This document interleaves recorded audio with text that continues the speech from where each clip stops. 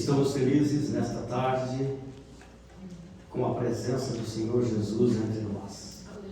Sabemos que Ele está presente, embora não o possamos ver, é certo que Ele está entre nós. E Ele é grande, enche a terra, enche o céu, enche também o nosso coração da sua bendita, da sua maravilhosa presença.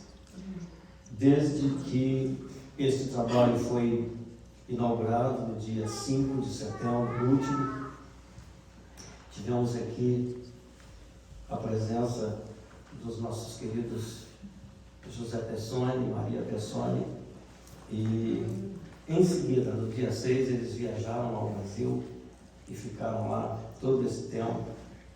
E hoje, graças a Deus, retornam para o nosso convívio. Nós nos alegramos. Pessoni, Maria, sejam bem-vindos em nome de Jesus. Amém. E que bom tê-los de volta. E que outra viagem dessa demore um pouco. Porque é muito bom tê-los aqui. Que Deus os abençoe. Este casal, que eu sempre digo, é a semente deste projeto. Glória ao nome de Jesus. Amados, eu gosto de preparar os meus sermões, ou eu gosto de me preparar para falar à igreja de manhãzinha, logo de manhãzinha. Quem convive comigo, quem participa da minha intimidade, já descobriu que este é o meu melhor horário. Talvez seja porque o silêncio, a volta, a quietude, o dia apenas começando, dá-me a convicção de que o meu primeiro contato, meu primeiro bom dia, meu primeiro como vai, seja para o próprio Jesus. E eu presinto que não está longe o dia de eu ter algo que sempre desejei em meu coração, que é uma janela que desce para a natureza e que me permitisse ver uma árvore saudando o amanhecer e uma igreja bem pertinho de casa, onde eu pudesse vir orar antes que o sol acordasse. Parece-me que isso está mais perto do que longe. Eu estou certo de que não sou o único pregador que tem predileção por mensagens de alegria, de esperança e de renovo. Eu também tenho predileção por mensagens assim. Hoje, entretanto, eu temo que não será bem assim. Haja vista que o meu assunto é assaz indesejável. E este assunto é sempre deixado num canto, quase mesmo como se não existisse. Mas hoje, por mais estranho que possa parecer, eu gostaria de pensar convosco um pouquinho sobre a morte.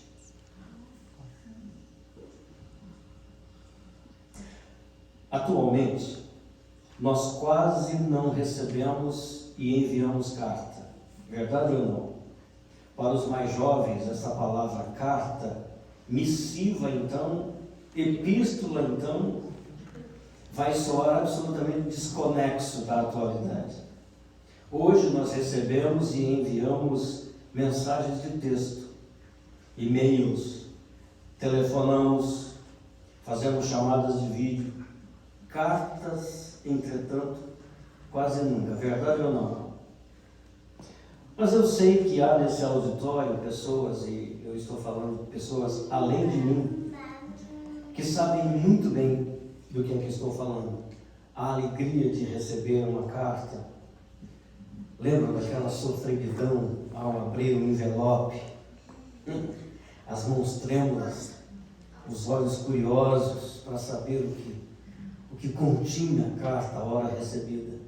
Tem até uma antiga canção brasileira que diz: quando o carteiro chegou com uma carta na mão. Estas coisas ficaram tão distantes de nós, né?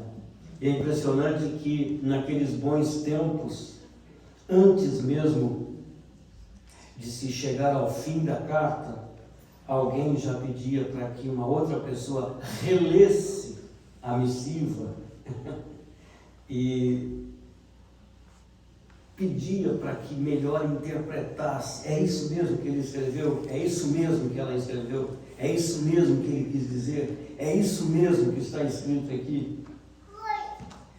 Agora, quem se lembra do tempo das cartas, se lembra também que a gente não lê uma carta pela metade. A gente lê a carta em todo o seu conteúdo. Em todo o seu conteúdo. A Lúcia e eu, apesar de muito jovenzinhos, trocamos algumas cartas logo no começo. Eu escrevia muito mais. Ela se lembra de uma carta que eu escrevi para ela. Quantas páginas tinha a carta? 18 páginas tinha a carta. E ela guarda isso até hoje, não sei para quê.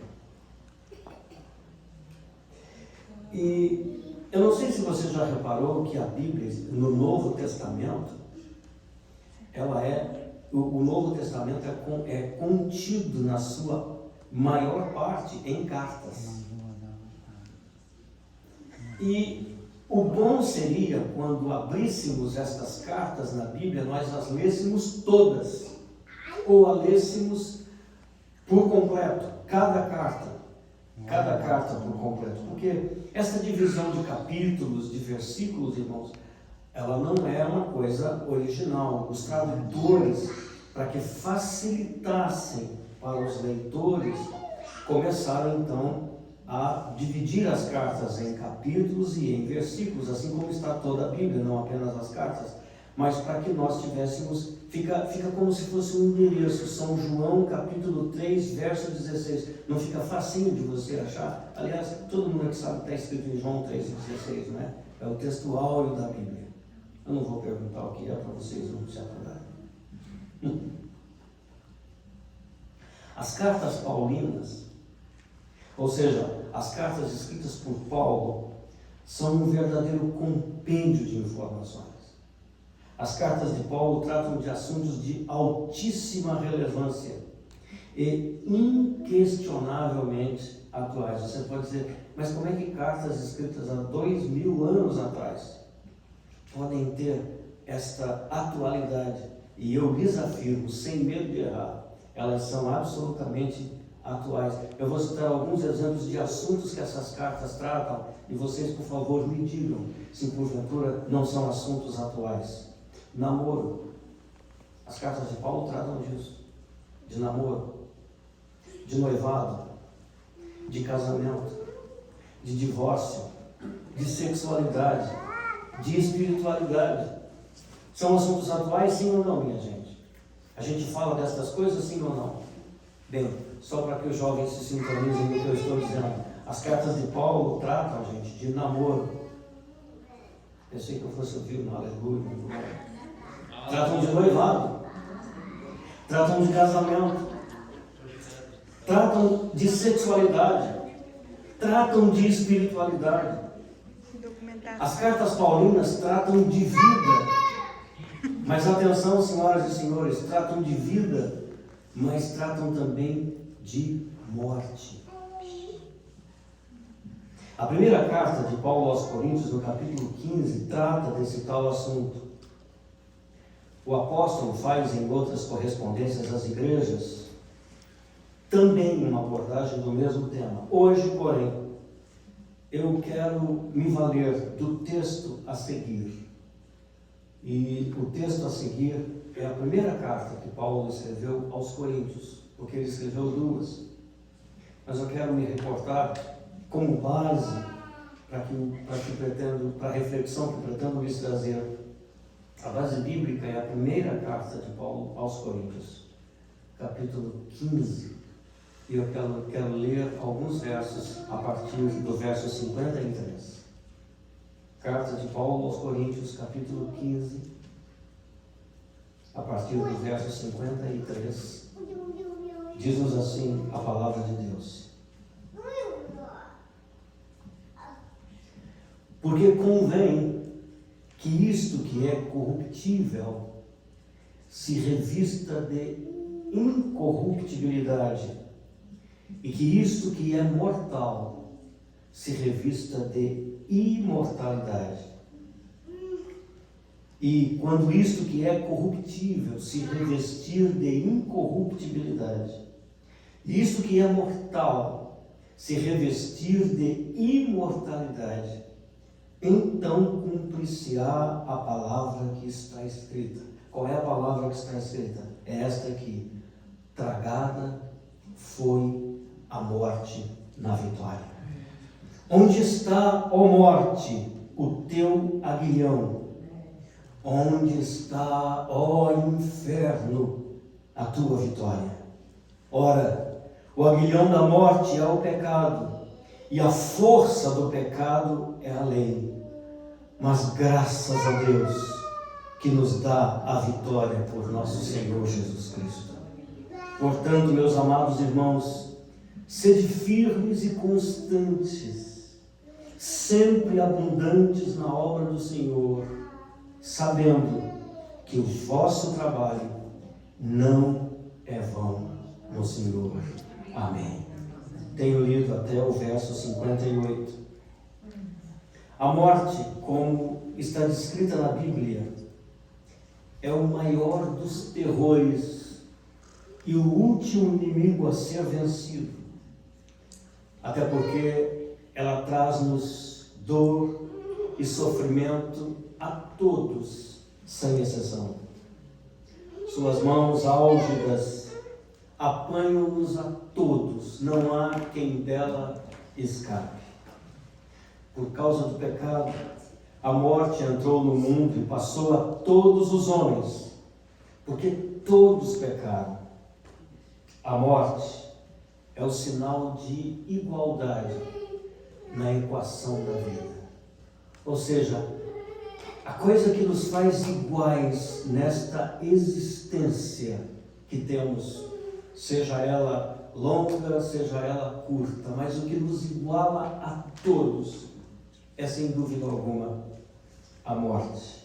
Por isso, eu publiquei hoje esta frase: a morte é o sinal de igualdade na equação da vida. E por que eu estou lhes dizendo isso, meus irmãos? Porque a morte bate à porta de grandes e pequenos, de ricos e de pobres, de intelectuais e indoutos, de velhos e de crianças. Ninguém escapa à caçada implacável da morte. Os mais ricos palácios não conseguem esconder o homem da sua vinda perturbadora. A grande notícia que ecoou do túmulo de Cristo, entretanto, é que a morte foi tragada pela vitória.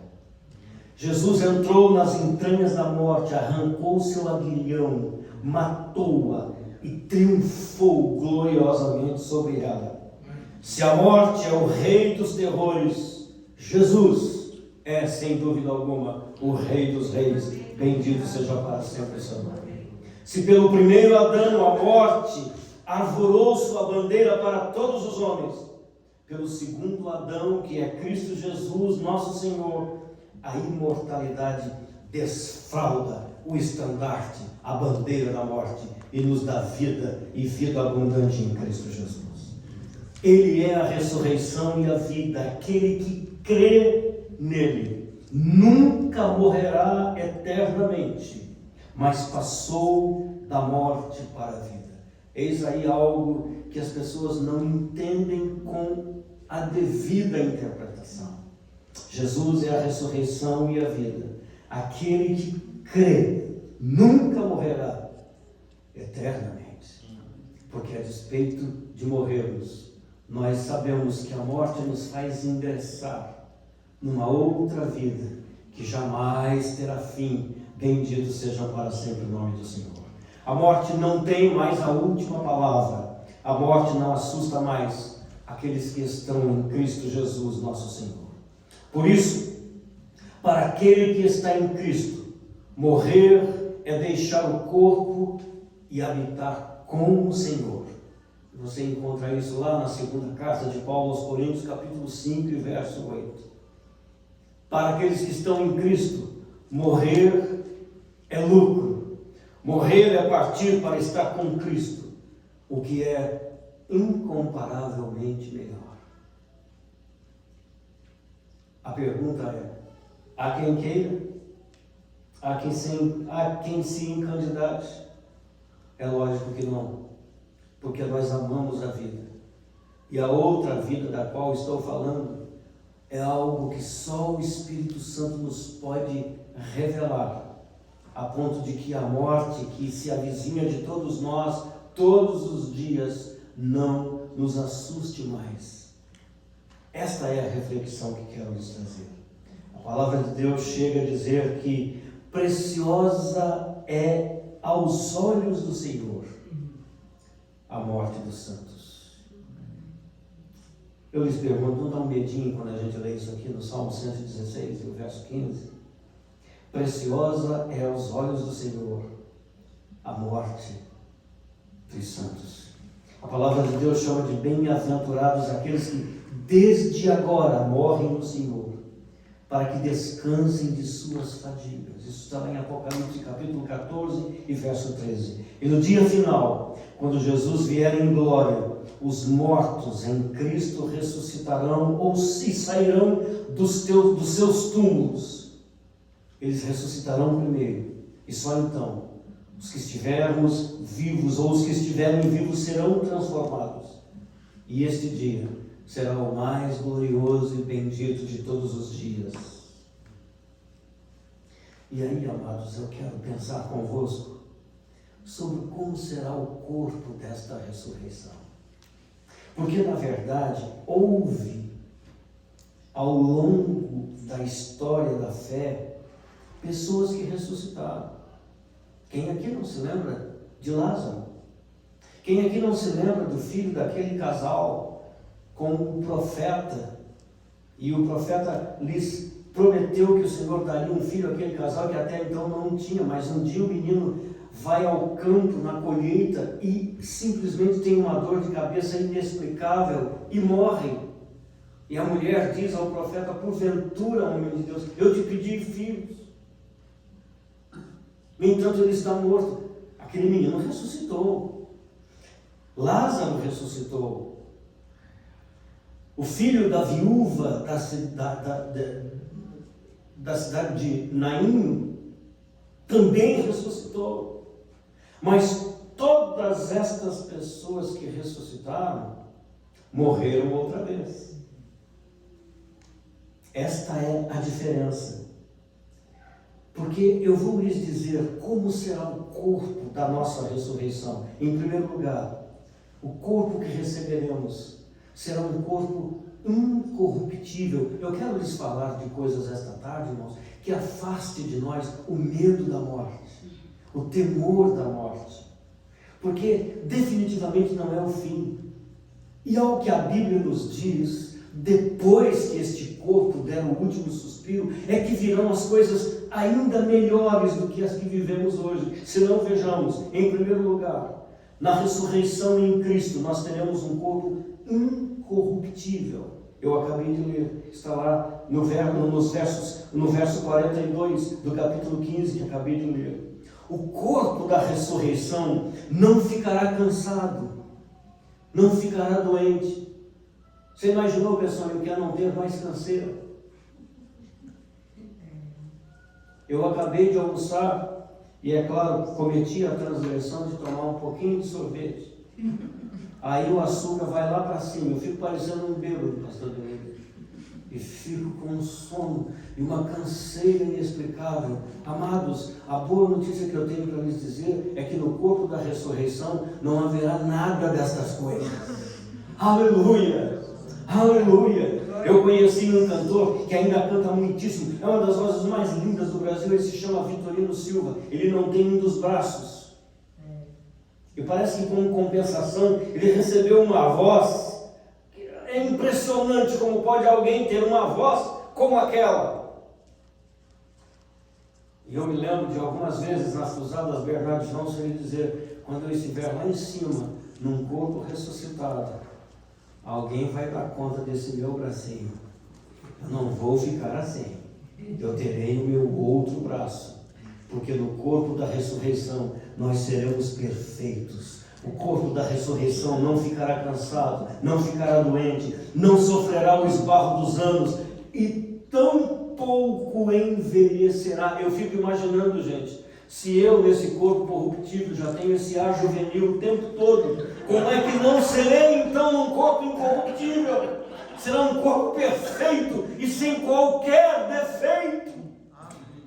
Não haverá ninguém acima do peso, abaixo do peso, à direita do peso, à esquerda do peso. Não, senhores, nós teremos um corpo absolutamente perfeito. Oh, eu vejo a preocupação das pessoas com o cuidado com o corpo, e deve ter.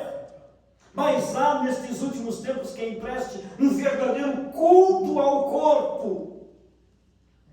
Senhoras e senhores, deixa eu lhes dizer uma coisa: nós só alcançaremos o corpo perfeito no corpo da ressurreição em Cristo Jesus, nosso Senhor. Então, em primeiro lugar, o corpo da ressurreição será um corpo incorruptível.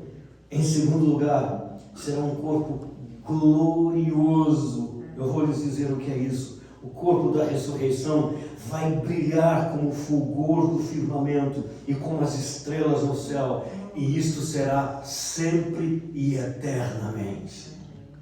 Vocês já viram como a luz alta do carro incomoda a gente? Agora você imagine o fulgor, um corpo glorioso, é um corpo em fulgor.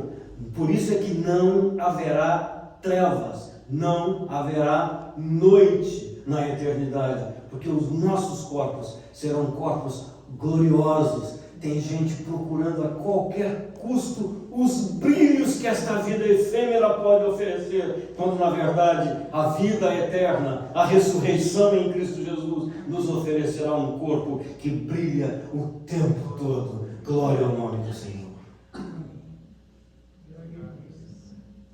Em terceiro lugar, o corpo que receberemos na ressurreição será um corpo poderoso, porque o corpo da humilhação, timbrado pelas fraquezas, será na ressurreição ornado de força e poder. O que significa isso, irmãos? Você se lembra quando Jesus ressuscitou e ele entrou numa casa sem que a porta se abrisse? Sem que porta se abrisse, que a Bíblia diz em Atos dos Apóstolos que o Senhor Jesus simplesmente apareceu no meio deles, sem que portas se tivessem aberto. Você sabia que o nosso corpo será exatamente assim? Não haverá mais portas para nós, não haverá mais paredes, não haverá mais portões. O nosso corpo será um corpo glorioso e incorruptível. Bendito seja para sempre o nome do Senhor. Nós teremos um corpo poderoso. E também teremos um corpo espiritual. No corpo da humilhação nós temos um permanente conflito. Nós somos uma espécie de guerra civil abundante, ou uma espécie de guerra civil ambulante. Você percebe a militância, você percebe o conflito que há entre nós, com a carne militando contra o espírito e o espírito contra a carne. Ou será que eu sou a única pessoa aqui que tem esta guerra dioturnamente? Eu sei direitinho, gente, o que é certo fazer, o que é bom fazer, o que eu devo fazer.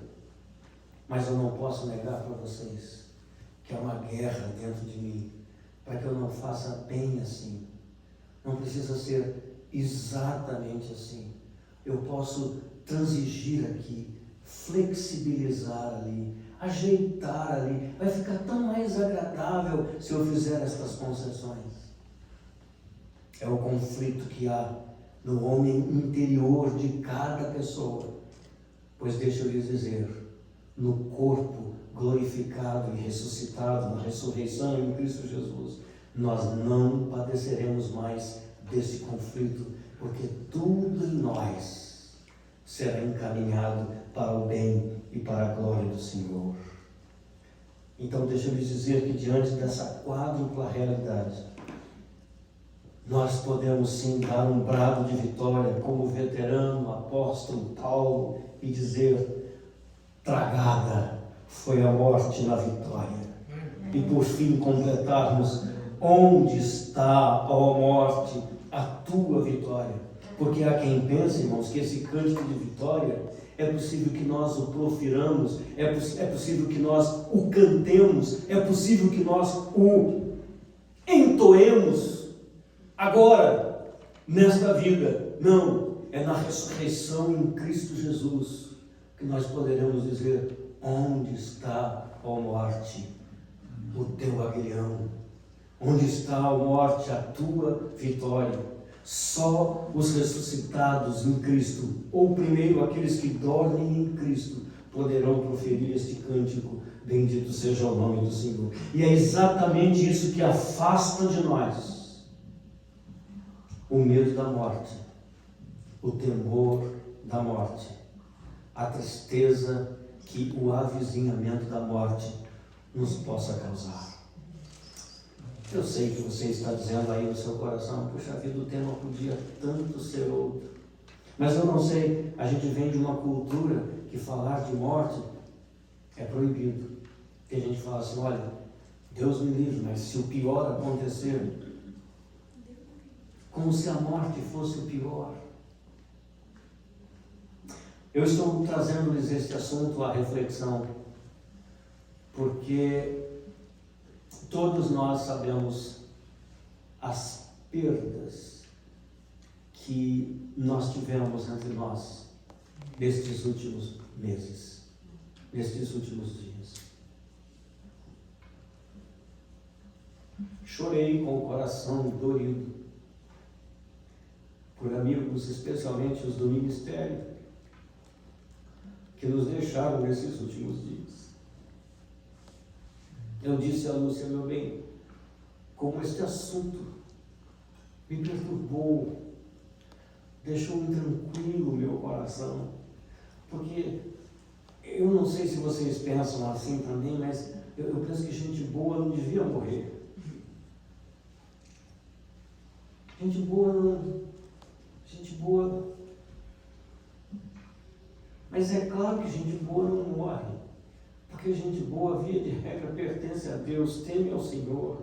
O nosso amor a Deus, nós aprendemos hoje na escola dominical, reflete-se no fato de amarmos o nosso semelhante. É nisso que nós damos prova de que amamos a Deus. Porque João nos ensina: se você diz que ama a Deus e aborrece o seu irmão, você é mentiroso. Porque se você não pode amar o seu irmão, a quem você vê e com quem você convive, como é que você pode amar a Deus a quem você não vê? Nós transmitimos o amor de Deus nas nossas vidas quando nos amamos entranhavelmente no Senhor. É isso que nos faz verdadeiros amantes de Deus. E estas pessoas que se foram de nós me causaram muita dor ao coração. Eu recebi, e Soraya, por favor, me perdoe de lembrar, mas eu recebi uma mensagem do pastor Benedito dizendo, no nosso grupo de pastores, meus caros colegas, acabamos de ter confirmado a notícia de que, há poucos minutos, o nosso colega, reverendo Daniel de Barros, descansou serenamente nos braços do Senhor.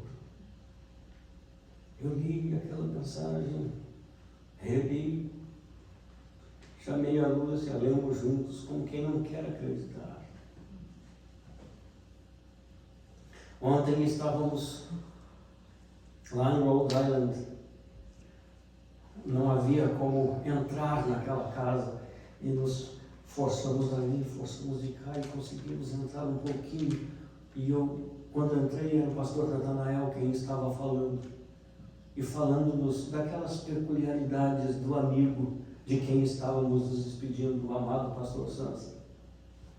E ele pregou a sua última mensagem, e a mensagem foi gravada. E nós ainda o ouvimos pregar na própria cerimônia fúnebre. E qual não foi a sua advertência, dizendo à igreja da qual era pastor até então: trabalhamos, façamos a obra do Senhor enquanto é tempo, trabalhamos enquanto é dia, porque vem a noite quando ninguém pode trabalhar. Esta noite significa a nossa partida, a nossa partida. Eu brinquei com a Lúcia, pastor Benedito, e disse, olha, o Sansa bombou no cerimonial dele, porque tinha gente, eu não quero menos gente no meu, vocês já fiquem avisados. Neita, por favor, prepare aquele discurso que só você sabe fazer. Porque eu quero uma coisa, tem que bombar, eu quero uma coisa bonita. Ainda brinquei com os meninos hoje e disse, eu quero essa felva de parada.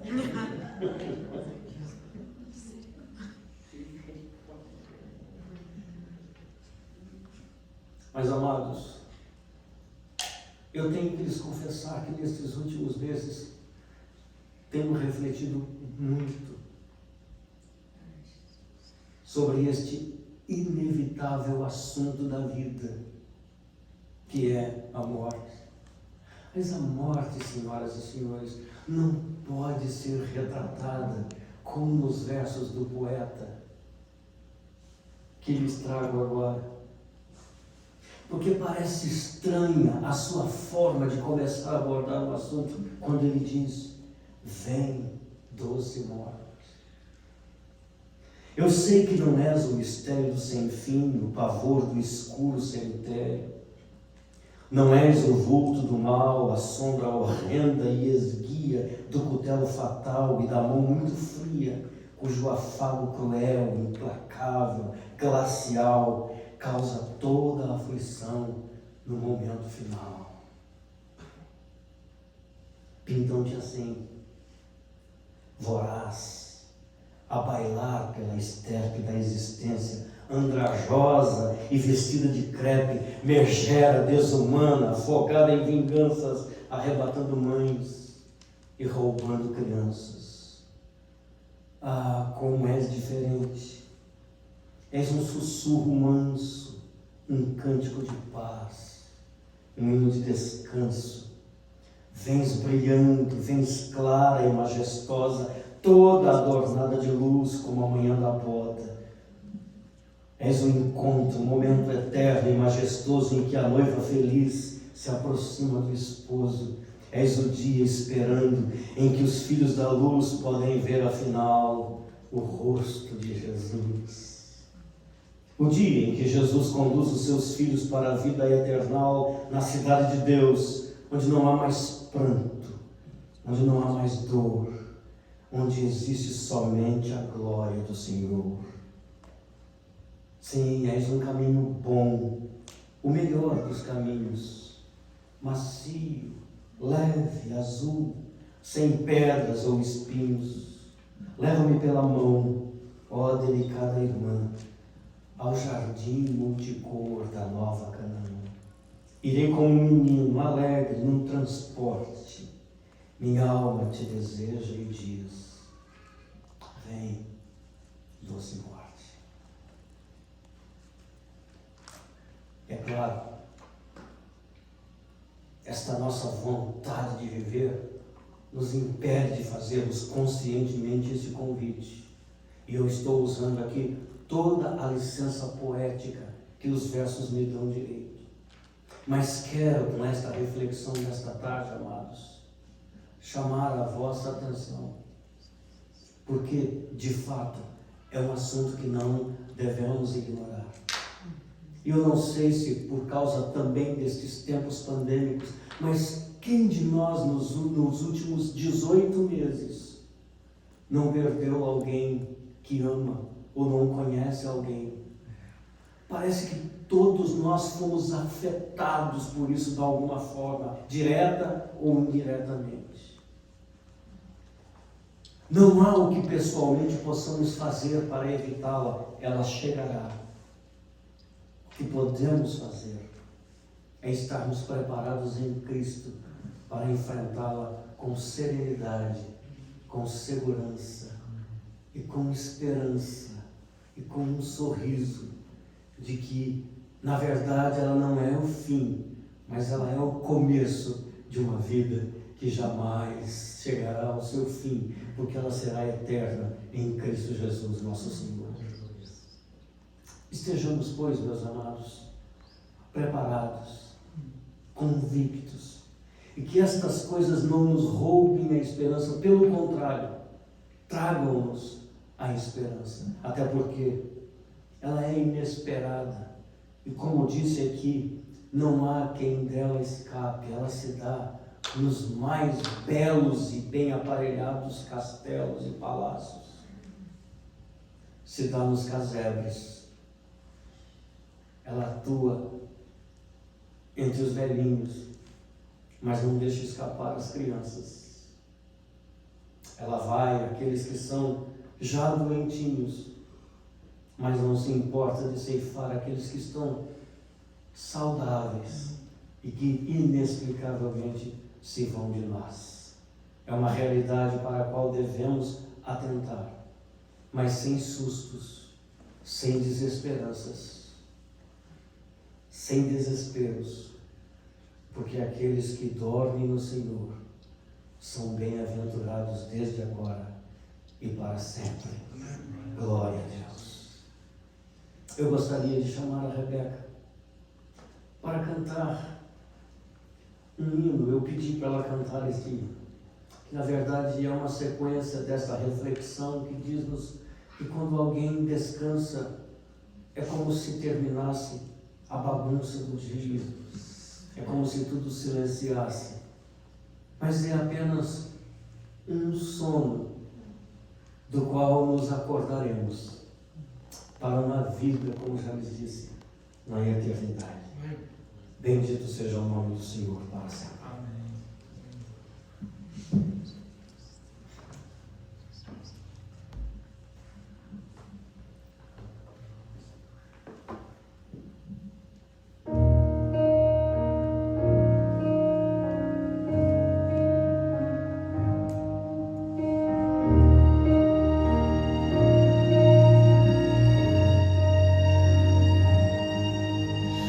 Mais uma vida no intenso. It's not me. Students with ADHD save 10.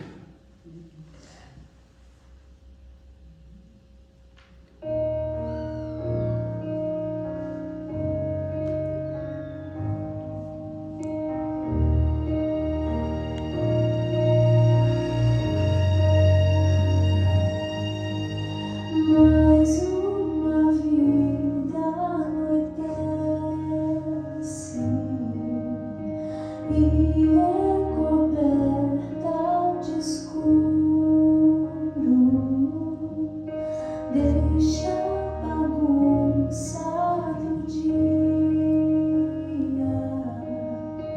deixa as angústias antigas. Dorme sem sentir, sem lembrar ou ver nada do passado importa mais. Noite é somente o sono que ampara quem já descansou. Noite não dura pra sempre e anuncia o dia que logo já vai despontar.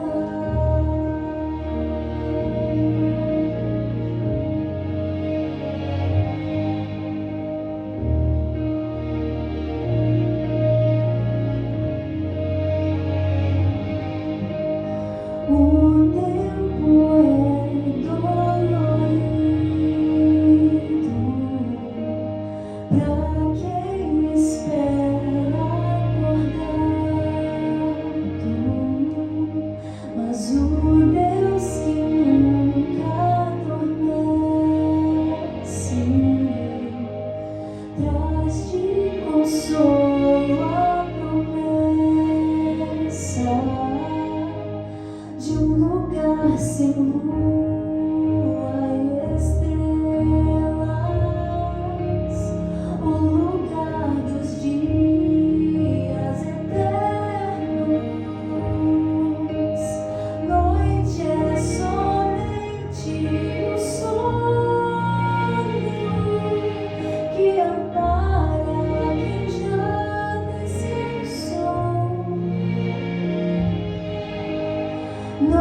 noite não dura pra sempre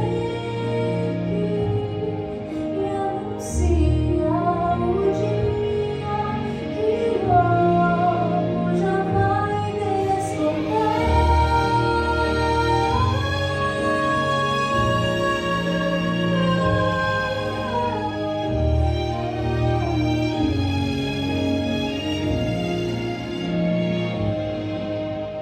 Nesse dia, Deus, com carinho